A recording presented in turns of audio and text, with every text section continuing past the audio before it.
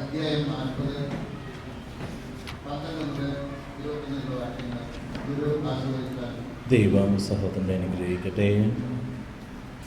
അതുന്യായ ദൈവം കൈക്കുമ്പിളിൽ ആണികളെ അളക്കുകയും ആകാശ വിശാലതയെ താനിൽ ഒതുക്കുകയും ഭൂമിയെ പൊടിയെ അളവ് പാത്രത്തിൽ ഉൾക്കൊള്ളുകയും പർവ്വതങ്ങളുടെ ഭാരം വെള്ളിക്കോലിൽ നിശ്ചയിക്കുകയും കുന്നുകളെ തുലാസിൽ തൂക്കുകയും ചെയ്തവനായി കർത്താവിന്റെ ആത്മാവിനെ നിയന്ത്രിക്കാൻ ആരുണ്ട്? ഏത് ഉപദേശകൻ അവിടത്തേക്ക് പ്രബോധനം നൽകി? ആരോട് അവിടുത്തെ ഉപദേശം തേടി? നീതിയുടെ പാത അവിടുത്തെ പഠിപ്പിക്കുകയും അവിടത്തേക്ക് ജ്ഞാനം പകർന്നു കൊടുത്ത് അറിവിന്റെ മാർഗം നിർദ്ദേശിക്കുകയും ചെയ്തതായി. ജനതകൾ അവിടത്തേക്ക് തൊട്ടിൽ ഒരു തുള്ളി വെള്ളം പോലെയും വെള്ളിക്കോലിൽ പൊടി പോലെയുമാണ്. ദ്വീപുകളിൽ അവിടുന്ന് നേർത്ത പൊടി പോലെ കരുതുന്നു. ലെബനോൻ വിറയിൽ തികയില്ല. അവിടെയുള്ള മൃഗങ്ങൾ ഒരു ദഹനബലിക്ക് മതിയാവുകയില്ല. അവിടുത്തെ മുൻപിൽ ജനതകളൊന്നുമല്ല.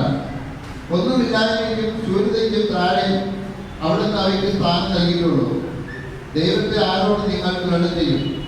അവിടത്തോട് സാദൃശ്യമുള്ള രൂപമേത്? ശില്പി വാർത്തതും സ്വർണ്ണപ്പണിക്കാരും സ്വർണ്ണം പൂശി വെള്ളിത്തങ്ങലും അണിയിച്ചതുമായ വിഗ്രഹം.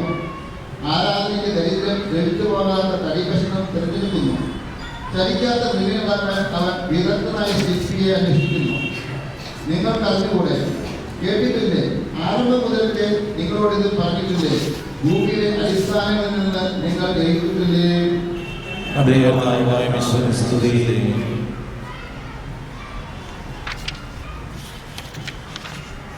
ഞങ്ങളുടെ കർത്താവായ ദൈവമേ, അങ്ങയുടെ ജീവിതായകവും ദൈവികവുമായ കൽപ്പനകളുടെ മധുരസ്വരം ശ്രവിക്കുന്നതിനും ഗ്രഹിക്കുന്നതിനും ഞങ്ങളുടെ ബുദ്ധിയെ പ്രകാശിപ്പിക്കണമേ. അതുവഴി ആത്മശരീരങ്ങൾക്ക് ഉപകരിക്കുന്ന സ്നേഹവും ശരണവും രക്ഷയും ഞങ്ങളിൽ ഫലമണിയുന്നതിനും നിരന്തരം ഞങ്ങൾ അങ്ങയെ സ്തുതിക്കുന്നതിനും അങ്ങയുടെ കാരുണ്യത്താലും അനുഗ്രഹത്താലും ഞങ്ങളെ സഹായിക്കണമേ. പിതാവും പുത്രനും പരിശുദ്ധാത്മാവുമായ സർവീശ്വരായ എന്നേക്കും ആമേൻ. എന്റെ സഹോദരനെ ശ്രദ്ധയോടെ ശ്രമിക്കുകയും വിശുദ്ധ പൗലോസ്ലീഹ കൊരിന്തോസിനെ സഭയ്ക്ക് എഴുതിയ 2 ലേഖനത്തിൽ 7 അധ്യായം 14 മുതൽ 18 വരെയുള്ള തിരുവചനങ്ങൾ. മിശിഹായെ അനുഗ്രഹിക്കട്ടെ.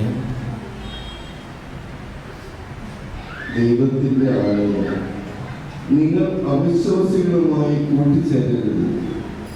നീതിയും അനീതിയും തമ്മിൽ എന്ത് പങ്കാളിത്തമാണുള്ളത്? പ്രകാശത്തിന് അന്ധകാരവുമായി എന്ത് കൂട്ടുകെട്ടാണുള്ളത്? ക്രിസ്തുവിനെ വെയ്യാരവുമായി എന്ത് യോജിപ്പാണുള്ളത്? വിശ്വസിക്ക് അവിശ്വാസിയുമായി എന്ത് പൊതുവിലുള്ളത്? ദൈവത്തിന്റെ ആലയത്തിന് വിഗ്രഹങ്ങളുമായി എന്ത് പൊരുത്തമാണുള്ളത്? നമ്മൾ ജീവിക്കുന്ന ദൈവത്തിന്റെ ഒരു ആലയമാണ്. എന്തെന്നാൽ ദൈവം മറുപടി ചെയ്തിരിക്കുന്നു, ഞാൻ അവരിൽ വസിക്കുകയും അവരുടെ ഇടയിൽ വ്യാപരിക്കുകയും ചെയ്യും. ഞാൻ അവരുടെ ദൈവമായിരിക്കും, അവർ എന്റെ ജനവും. ആകയാൽ നിങ്ങൾ അവരെ വിട്ട് ഇറങ്ങി വരികയും അവരിൽ നിന്ന് വേർപിരിയുകയും ചെയ്യും എന്ന് കർത്താവ് ചെയ്യുന്നു. അശുദ്ധമായതൊന്നും നിങ്ങൾ തൊടുകയും വരുത്. അപ്പോൾ ഞാൻ നിങ്ങളെ സ്വീകരിക്കും.